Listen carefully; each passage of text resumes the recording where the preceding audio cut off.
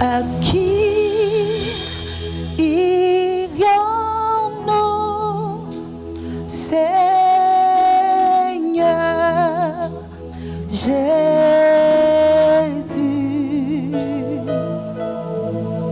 Tu as les paroles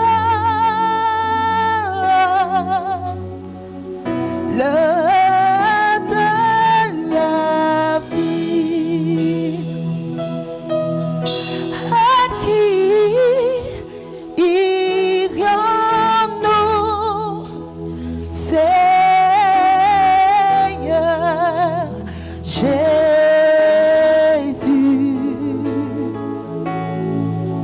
Tu as les paroles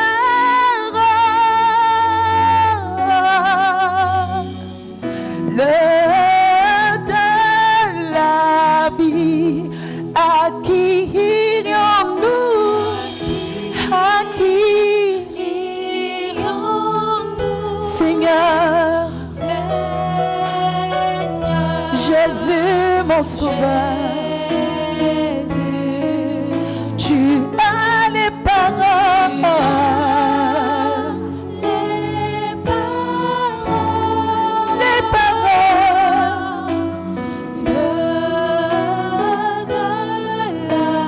vie. Oh, à qui irions-nous? À qui irions-nous, Seigneur mon roi? Seigneur,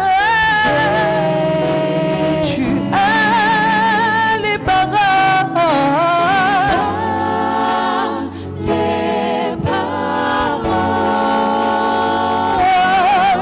la vie.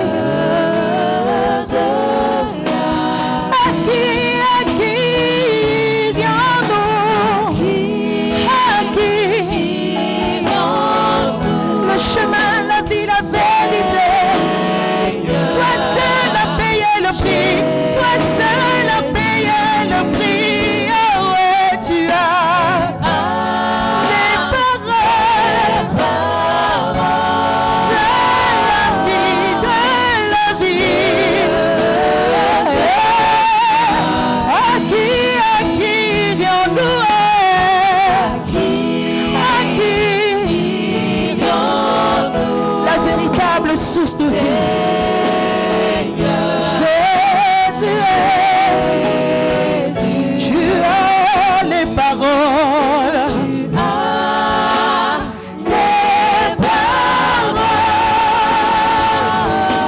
De la vie. Je ne fais pas un pas sans toi. Je ne fais pas un pas sans toi. Non, et pas sans toi. Je ne fais pas un pas sans toi. Je ne fais pas un pas sans mon sauveur. Je ne fais pas un pas sans toi. Sans toi, Jésus. Je ne fais pas un pas sans car tu es devant. Tu es devant. Tu es derrière. Tu es derrière moi.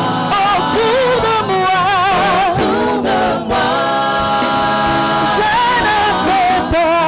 Je ne fais pas un pas sans car tu es devant. Tu es devant moi. Tu es derrière moi. Derrière moi. Autour de moi. Autour de moi. Je ne fais pas un pas sans toi. Tu es ma force, l'encre de mon âme. Tu n'échoues jamais, Seigneur. Mon espoir et ma délivrance. Emmanuel. Tu es ma force, l'encre de mon âme. Tu n'échoues jamais. Mon espoir, ma délivrance. Emmanuel, tu es ma force, tu es ma force, l'encre de mon âme. Tu n'échoues jamais, mon espoir, ma délivrance. Emmanuel, tu es ma l'encre de mon âme. Tu n'échoues jamais. Mon espoir, ma délivrance.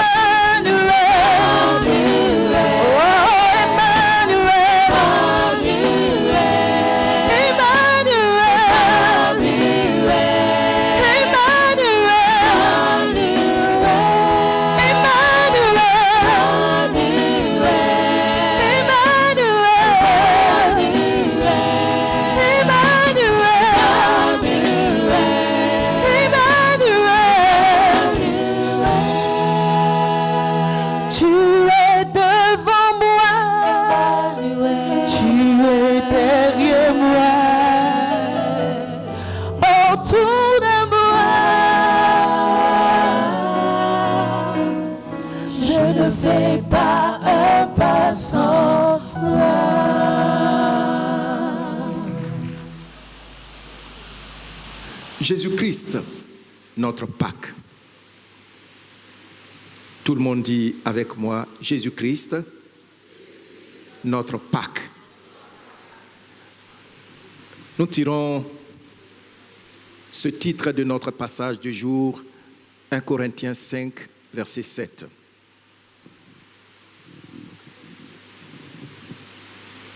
Et tu vas le lire audiblement après moi,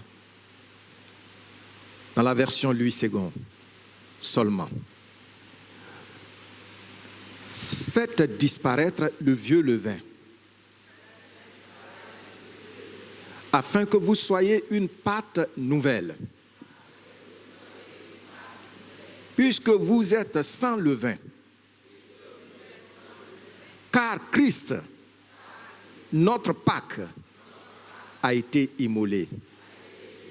Car Christ, notre Pâques, a été immolé. Amen.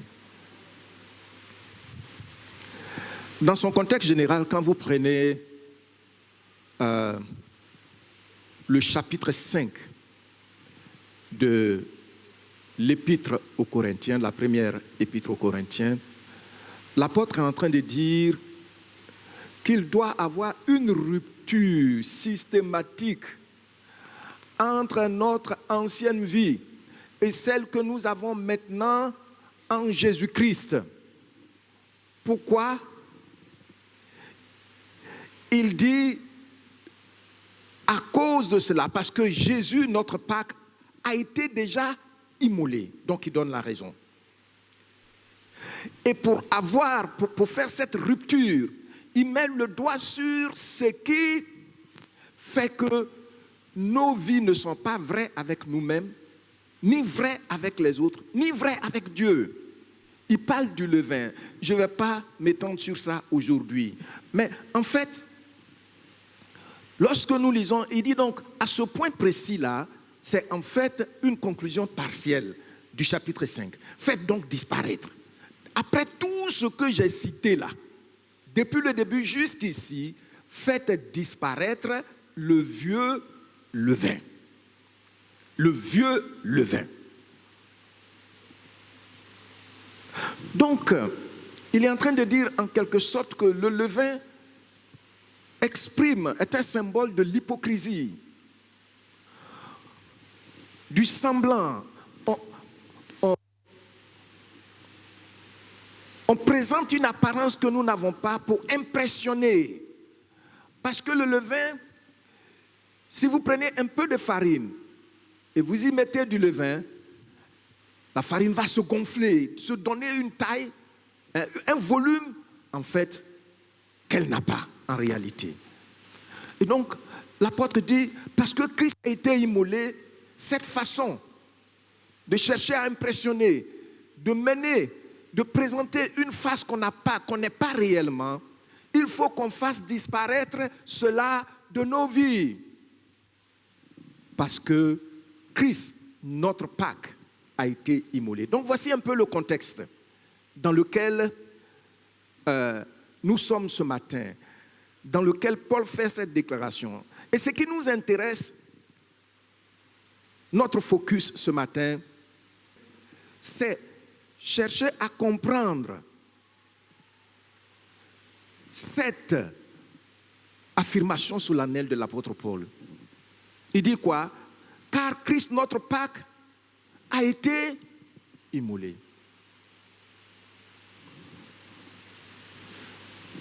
Chaque enfant de Dieu doit comprendre ce que renferme cette affirmation, ce message solennel de l'apôtre Paul. Car Christ, notre Pâque, a été immolé.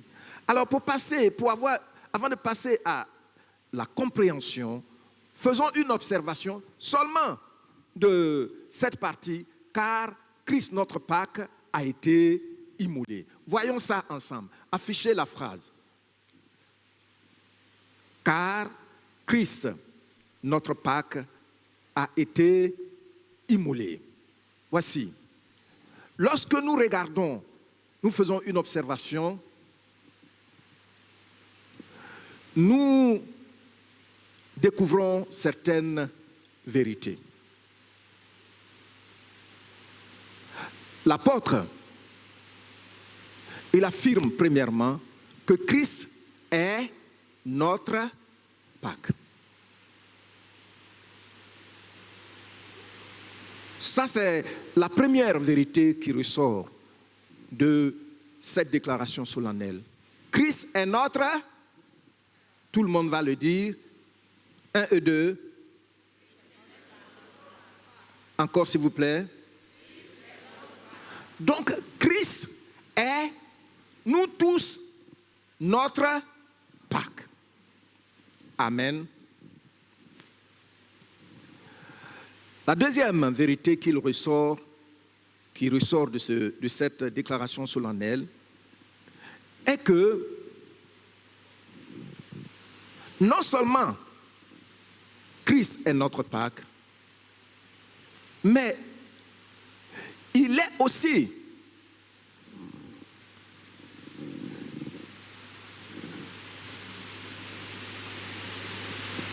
la Pâque, l'agneau pour tout le monde, comme je l'ai dit pendant l'adoration. Donc une vérité, notre Pâque, comment? Parce que quand nous lisons Exode 12, où la Pâque a été instituée, on voit que chaque famille devait se procurer, se pourvoir au mouton qu'il devait sacrifier, et puis la nuit, et puis mettre le sang du mouton sur les portes.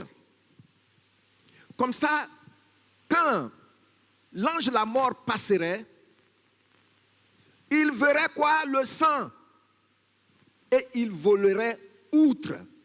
En fait, quand on dit Pâques en français, le sens ne saute pas aux yeux, comme en anglais. En anglais, on dit Passover. Vous comprenez ça facilement. Ça veut dire on passe par-dessus, on survole. Mais on survole en vertu de quoi? En vertu du sang qui a marqué cette maison. Est-ce que vous me comprenez? Donc Pâques, ça veut dire survoler, pour épargner. Et il dit, chaque famille devait pourvoir au mouton sans défaut. Et donc vous voyez que même c'était relatif. Parce que tu peux prendre le mouton d'un frère et sa famille. Et puis si tu le regardes avec mon mouton, peut-être tu vas trouver que son mouton est très dodu, bien costaud. Et puis tu vas voir que mon mouton est chétif, mais c'est ce que j'ai eu. Même si ça ne répond pas à la qualité, mais j'ai pris un mouton. On dit sans défaut. Et donc ici, nous voyons que chaque famille apportait ses solements avec Christ. Dieu a donné un seul mouton pour tout le monde entier. Quelle bonne nouvelle! Acclamons le Seigneur.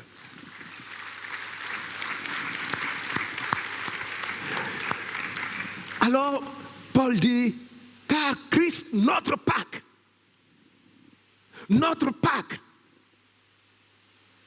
je ne suis pas allé chercher le mouton qu'il faut, mais Christ, lui, volontairement, est venu pour être le mouton que Dieu a créé pour moi et pour toi. Amen.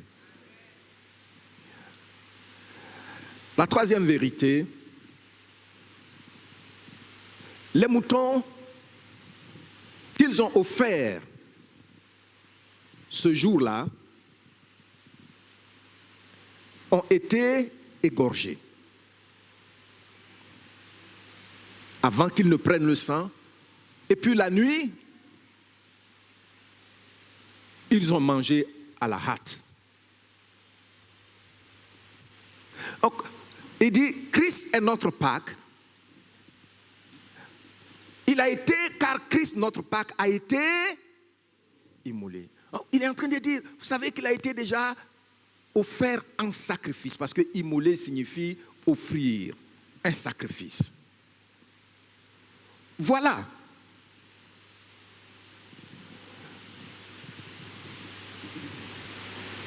La qualité.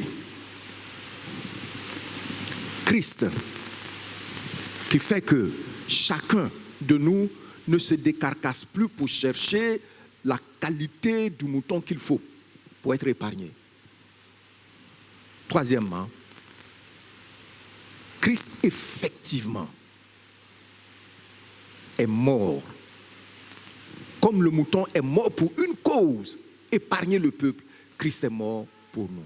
Donc, voici un peu ce que l'apôtre dit dans une déclaration aussi solennelle, brève, car Christ, notre Pâque, a été immolé. Voyons maintenant notre objectif. Je l'ai déjà touché. La Bible dit que Dieu a demandé à son peuple que chaque famille, pour que Israël soit libéré de l'esclavage d'un certain pharaon qui ne voulait même pas les lâcher d'une prise. Il donne une décision. Il dit, bon, vous allez partir, mais il dit, vous allez partir sans vos femmes et vos enfants. Après, les gens reviennent. Il dit, bon, vous allez partir, mais avec vos femmes et vos enfants, mais pas avec vos troupeaux. On va apprendre quoi pour servir Dieu? Non, vous allez partir avec quelques animaux, et puis vous allez faire seulement 3 jours. Et vous allez revenir. Voyez-vous, il a fallu que Dieu frappe au cœur même de cet ennemi. Mais comment épargner ce peuple quand l'ange vient frapper? C'est la marque du sang qui épargne le peuple, le sang. Amen. Et donc dans notre objectif, le but que Paul veut atteindre, c'est que Christ, il est le mouton parfait. Amen. Il n'a aucun défaut. Aucun défaut. Il est le mouton parfait de Dieu. Vraiment, il est digne. Il est digne de notre reconnaissance. Et ici, dans cet objectif que nous voulons atteindre, posons-nous maintenant une question de réflexion. Si le sang d'un animal, d'un mouton, qu'on a badigeonné, disons, qu'on a mis sur une porte, a épargné tout un peuple de la mort, que dire du sang du Fils de Dieu?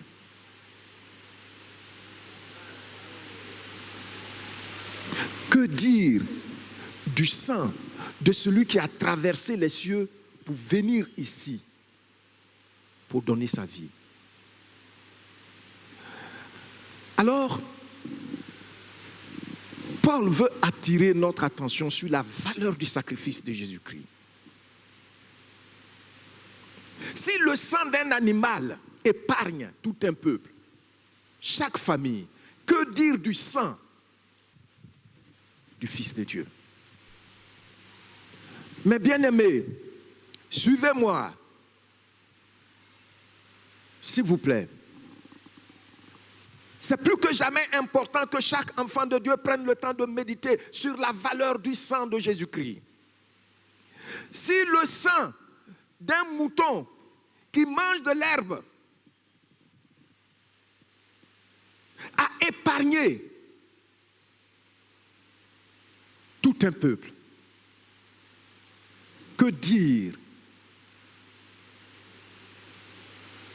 Et ça, l'ange de la mort a été envoyé par Dieu dans sa souveraineté. Mais que dire maintenant de la protection que nous devons avoir des agressions brutales de Satan et de ses agents? Pensez-y. Je voudrais vous présenter quelque chose pour vous faire voir un peu la valeur du sang. Vous voyez les pièces d'argent.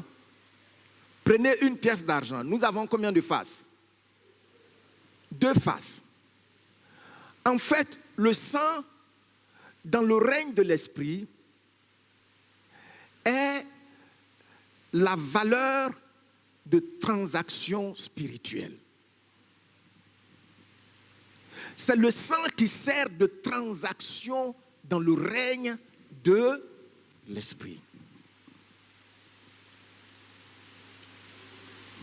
Maintenant, le sang de Jésus-Christ est comme la pièce. La partie qui va vers Dieu nous réconcilie avec lui. Une face parle à Dieu en notre faveur. L'autre face combat contre toutes les œuvres de l'ennemi en notre faveur. Amen. Vous comprenez vous voyez ce que j'ai dit? Donc, c'est pourquoi l'ennemi ne veut pas qu'on prenne même le moindre moment de méditer sur la valeur du sang de Jésus-Christ. Seul le sang de Jésus-Christ, dans le règne de l'esprit, joue ces 2 rôles de façon efficace, de façon parfaite. La pièce est là. Une face dit: Seigneur, j'ai versé mon sang. Maintenant, ils ont droit à ton pardon. Seigneur, Père, j'ai versé mon sang. Maintenant, ils ont droit, ceux qui croient en moi, à être les enfants de la maison. Une face: Seigneur, parce que j'ai versé mon sang,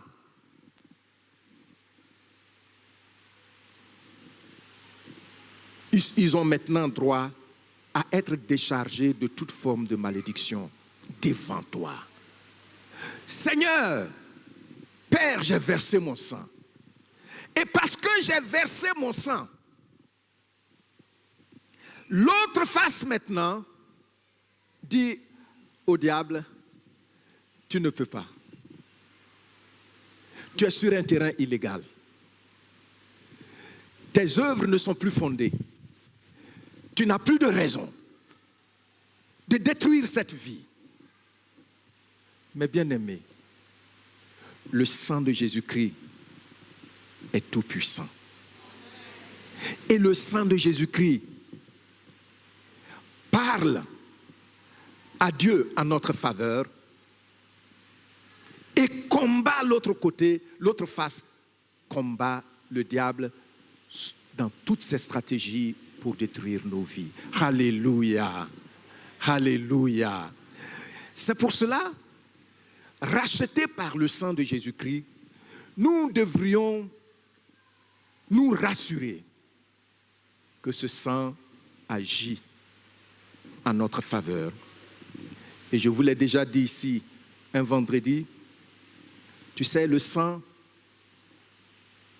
quand on parle du sang de l'agneau qui a coulé sur la croix à Golgotha, on peut penser tout de suite au sang d'un mouton, à n'importe quel sang qui verse, et puis peut-être jusqu'au soir, le sang a séché. N'est-ce pas? Le sang du bœuf, le sang du mouton, ça sèche, hein, et puis c'est fini. Et quelquefois, l'ennemi peut te dire, mais le sang, ça n'a plus de valeur parce que ça a séché il y a longtemps. Or, c'est faux. Il y a les temps éternels, et même il y a, la Bible dit, il y a les temps avant les temps éternels. Maintenant, il y a nous, notre temps qui est un temps qui prendra fin. Maintenant, nous, notre temps qui prendra fin là. C'est dans ce temps que le péché d'Adam a fait entrer l'humanité. Ce temps-là a des effets. Quand ça passe, le temps chronos, quand ça s'écoule, ça a des effets sur nous. C'est un temps dans lequel nous avons des changements. C'est pour cela, le sang qui verse dans ce temps-là et dans cet environnement peut sécher. Mais le sang qui est avant les temps éternels, parce que Dieu est éternel, ce sang est toujours frais. Donc quand on parle du sang de Jésus-Christ, n'apprécie pas ça par rapport, nous, à ce qui se passe dans notre environnement affecté par le péché. Regarde au temps de Dieu, parce que c'est dans le temps de Dieu, le temps avant les temps éternels. C'est dans ce temps que Dieu vit. C'est pourquoi il ne change pas. Ouais, que Dieu ne change pas. Il ne vieillit pas. Il est parfait. Il sait tout. Il voit tout. C'est un temps qui est toujours présent. Donc quand on dit le sang de Christ a coulé pour moi, ce sang est toujours présent. J'ai envie de dire que le sang de Jésus-Christ est conservé à la banque de sang de Dieu comme quelqu'un qui a donné son sang peut-être il y a 2 ans, 3 ans, et les médecins conservent ce sang à Treichville. 3 ans, 4 ans, tu vas revenir, le sang est toujours intact. Et le temps de Dieu, le temps dans lequel Dieu vit, l'environnement dans lequel Dieu vit, c'est là que le sang de Christ est conservé pour servir à toute l'humanité jusqu'au retour du Seigneur. Amen. C'est la raison pour laquelle, quand Paul dit « Christ, notre Pâque, a été immolé », nous devons voir ce sang qui agit en notre faveur. Et la Bible dit, Dieu, il nous, dans Éphésiens, il nous a appelés non seulement à participer à la louange de sa gloire, c'est-à-dire quand nous sommes là, c'est seulement les anges qui devaient le louer, mais il nous a appelés à participer à cela par le sang de Jésus. Mais pas seulement à participer à sa louange, mais aussi à asperger le sang de l'agneau. C'est pourquoi souvent, quand nous prions pour la délivrance, quand tu dis « je réclame le sang », le démon réagit et il est très perturbé. Pourquoi? Parce qu'effectivement, nous sommes appelés à faire quoi? À participer à l'aspersion du sang de l'agneau. Alléluia! C'est pour cela, mes bien-aimés, Christ, notre Pâque, a été sacrifié. Son sang est toujours là. Et ce sang qui est comme une pièce à deux faces. Les deux faces, vous savez, si vous prenez une pièce de 100 francs ou de 500 et que une face est bonne, mais l'autre face est laminée, c'est lisse, et puis vous le donnez à un commerçant, est-ce qu'il va le prendre? Pourquoi? Parce que l'autre face n'est pas ce qu'elle doit être. Seul Christ a le sang, seul le sang de Christ a les deux faces authentiques de la pièce pour toutes nos transactions. C'est pourquoi nous devons nous réjouir quand nous nous souvenons de la Pâque. Retenons aussi que le sang de Christ, c'est pour nous aujourd'hui, c'est pour ceux qui viennent demain, c'est pour ceux qui viendront après-demain, jusqu'à ce que le Seigneur Jésus revienne. C'est pourquoi l'apôtre Pierre dit ceci dans 1 Pierre 1, 17 à 19, et c'est la dernière partie qui m'intéresse. Il dit, si vous invoquez comme Père celui qui juge selon l'œuvre de chacun, sans exception de personne, conduisez-vous avec crainte pendant le temps de votre pèlerinage, sachant, et maintenant tu peux lire avec moi, sachant que ce n'est pas par des choses périssables, par de l'argent ou de l'or, que vous avez été rachetés de la vaine manière de vivre que vous aviez hérité de vos pères. Mais par quoi est-ce que nous on a été rachetés?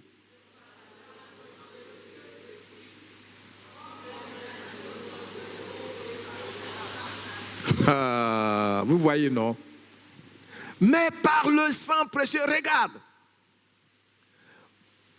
Même sans qu'on ouvre la Bible, nos aïeux, et jusqu'à aujourd'hui, ceux qui refusent de reconnaître Jésus-Christ, c'est vrai, ils sont hors jeu, ils ne sont plus dans le jeu. Le sang, tous les différents peuples avaient compris très tôt que le sang était la valeur de transaction dans le règne de l'Esprit. Avec Jésus-Christ, c'est maintenant la monnaie